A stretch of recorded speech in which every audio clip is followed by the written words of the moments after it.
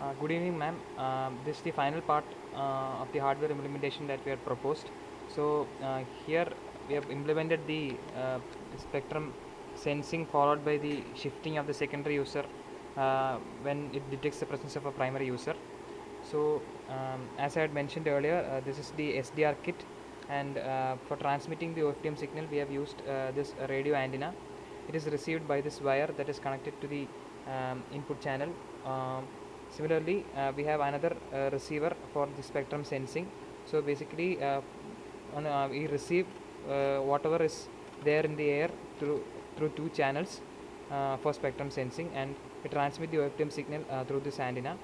Now, looking at the front panel of the LabVIEW file, basically what we do is at this point, we have given the name jump frequency. So we have discretized the number of sender frequencies to which the secondary user can jump to. So by default, we transmit at 90 megahertz. So if a primary user comes in at 90 megahertz, we jump to 90.005 megahertz. That is 50 kilohertz offsetted from 90 megahertz.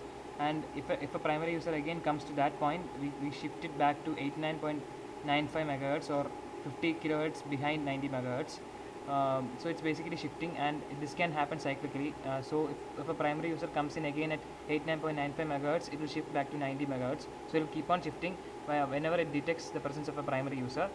So basically we have used the thresholding. When the OFDM signal is present alone, then the overall power level is not above the threshold. When a primary user comes in, it crosses the threshold value, and the bulb here lights up, indicating that the presence of the primary user has been sensed, and so the secondary user, which is the OFDM system, jumps to the free frequency. So let's see the demonstration. Now we'll run the file.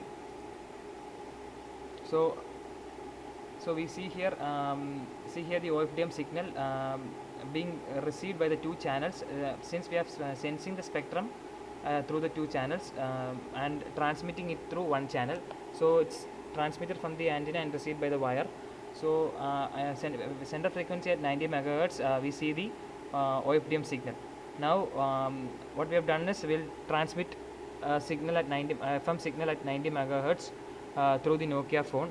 So once we transmit the signal, it's received, and so as we bring the signal closer to the OFDM system,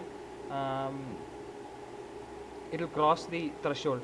So once it crosses threshold, the OFDM gets shifted to the other frequency, that is 50 kilohertz offsetted from 90 megahertz. Now again, if we now it, even after even when the FM and the OFDM system is present, we don't see any threshold being crossed, because individually their power levels are not above the power budget. So it's safe to do it. Now what happens is the system now only searches for the sender frequency about where the OFDM signal is being transmitted. So now only when we transmit only when the primary signal is present at 50 kilohertz from 90 megahertz, that is 90.005 megahertz, then only the threshold criterion will be crossed. So now if we transmit an FM signal at 90.005 megahertz, let's see what happens. Now we see the OFDM along with the FM signal. So it got detected, and so it gets shifted to 50 kilohertz behind 90 megahertz. Now it's at 89.95 megahertz. Now if we again transmit an FM signal at that frequency, we'll see the OFDM shifting from this point to the sender frequency of 90 megahertz. At presently, the FM is at 90.005 megahertz, and our OFDM system is at 89.95 megahertz. Now let's shift the FM transmission to the sender frequency of the OFDM signal. So we see both of them overlapping. So the spectrum got detected, and again it gets shifted to 90 megahertz. So it's basically the cognitive radio system that we have implemented. The primary user is just a FM transmission, because we faced a few difficulties in transmitting OFDM signals for both the primary and secondary, because this transceiver becomes really slow when it transmits and receives through both the channels.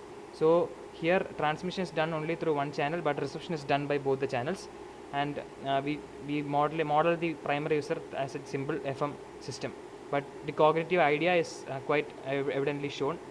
Hope this almost completes what we have stated to achieve. Thank you, ma'am. Hope you find this interesting.